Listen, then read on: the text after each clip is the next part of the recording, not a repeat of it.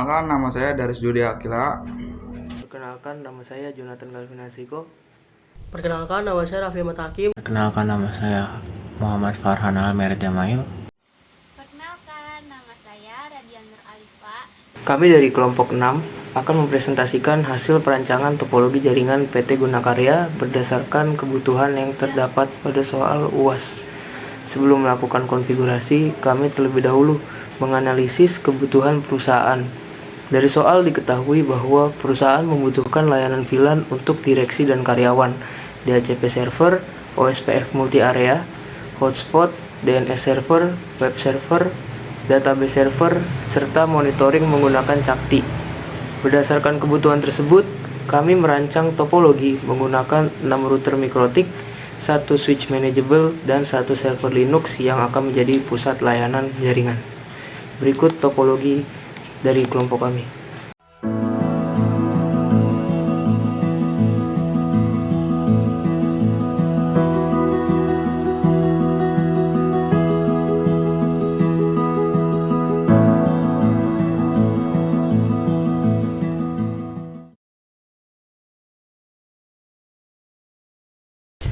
Pada topologi ini, kami menggunakan konsep hierarchical network atau jaringan bertingkat.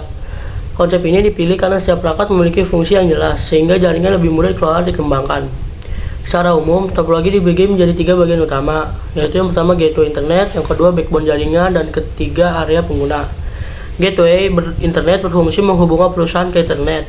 Backbone menjadi pusat komunikasi seluruh jaringan, sedangkan area pengguna melayani kebutuhan direksi karyawan dan hotspot. Dengan pembagian seperti ini, beban kerja tidak terpusat pada satu router saja, dan alur traffic menjadi sangat terstruktur. Jadi router pertama yaitu R1 berfungsi sebagai internet gateway.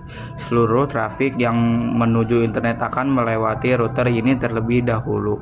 Karena itu fungsi NAT ditempatkan pada R1 agar seluruh jaringan di internal yang menggunakan IP privat dapat mengakses internet menggunakan IP publik dan ISP. Selain itu, R1 juga menjadi titik keluar masuk utama jaringan perusahaan sehingga pengelolaan akses internet menjadi lebih mudah. Alasan kami tidak menempatkan NAT pada router lain adalah untuk menyederhanakan pengelolaan jaringan. Dengan satu gateway utama, administrator cukup melakukan pengaturan akses internet pada satu titik, sehingga lebih mudah untuk dipelihara dan dikontrol. Kita lanjut ya ke router 2. Router 2 itu berfungsi sebagai backbone jaringan.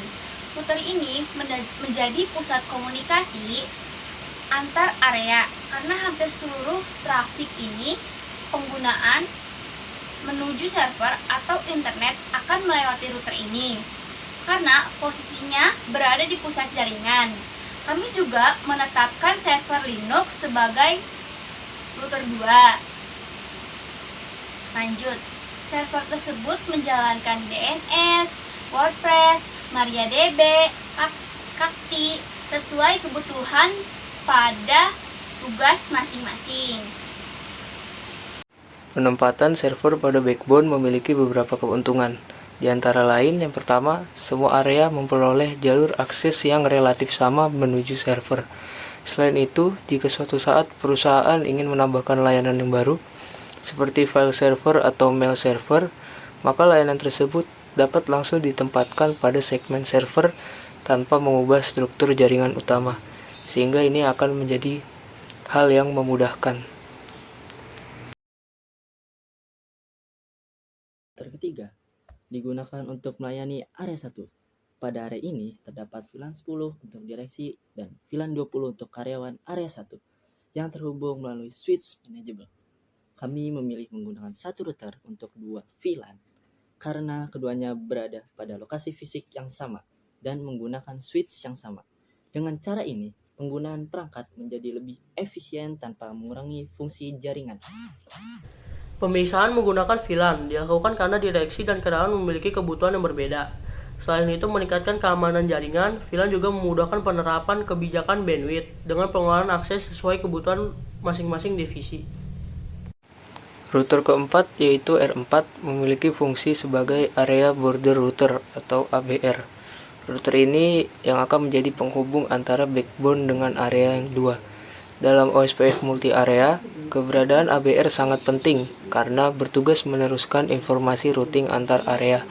Tanpa adanya router ini, jaringan pada area 2 tidak dapat bertukar informasi routing dengan backbone secara optimal. Dengan menggunakan ABR, struktur routing menjadi lebih rapi dan lebih mudah dikembangkan apabila perusahaan menambah area jaringan baru di masa depan.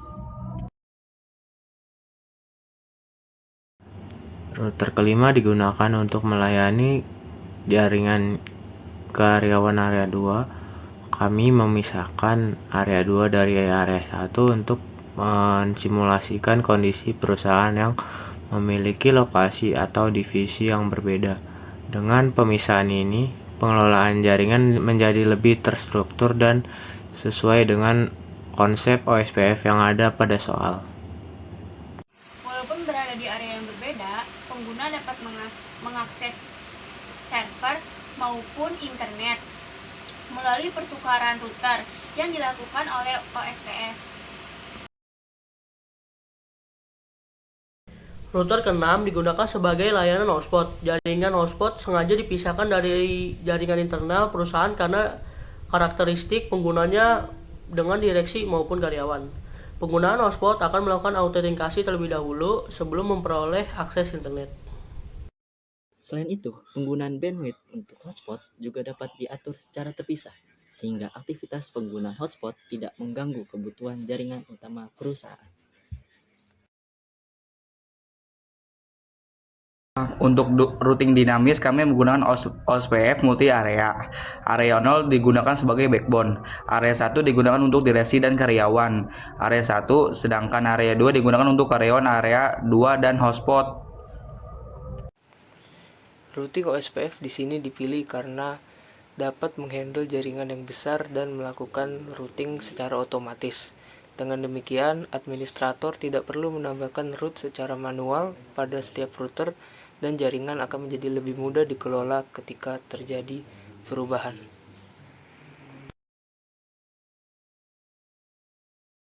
Dalam perancangan alamat IP kami menggunakan metode VLSM, yaitu Variable Light Charted Max. Metode ini dipilih pengguna alamat IP lebih efisien karena setiap jaringan memperoleh jumlah IP sesuai kebutuhan host masing-masing.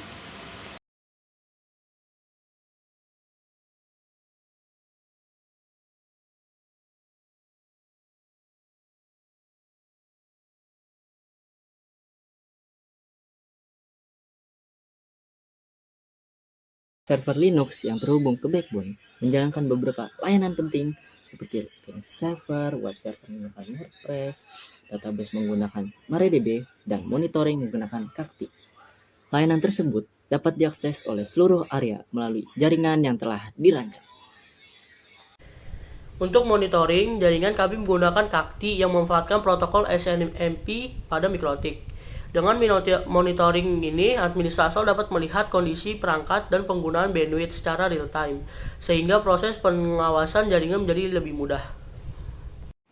Berdasarkan perancangan yang telah kami lakukan, seluruh kebutuhan pada soal berhasil dipenuhi menggunakan 6 router MikroTik, 1 switch manageable, 1 server Linux, serta OSPF multi-area sebagai routing dinamis.